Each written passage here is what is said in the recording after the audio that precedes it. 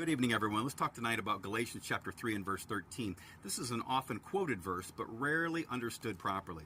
It reads, Christ has redeemed us from the curse of the law, being made a curse for us. For it is written, cursed is everyone that hangs on a tree. I think we understand the first part, that Christ died on the cross and redeemed us or purchased us back for our crimes, our sins, and he took the punishment upon himself on the tree.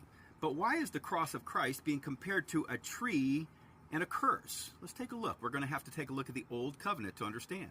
Keep in mind that God's people in that Old Covenant were his hands of justice. God allowed them to mete out capital punishment. And when there was a sin or a sinner of a particular grievous nature, he allowed that man to be put to death and hung upon a tree. Read verse 22 of chapter 21 of Deuteronomy. And if a man has committed a sin worthy of death and he be put to death, hang him on a tree. But verse 23 says you have to take him down before sunset. This man represented a rebel against the God of Israel. This was a terrible sin, and he was to be up there and to represent someone that you'd have an understanding. Don't let this happen to you, because this man rebelled against God. Joshua even put this protocol to use when he went into the promised land. It says that 5 Amorite kings came against him, and he went to war, and he slew them, and he hung them in 5 separate trees, and he took them down before evening, and they were cursed as rebel kings that went against the God of heaven.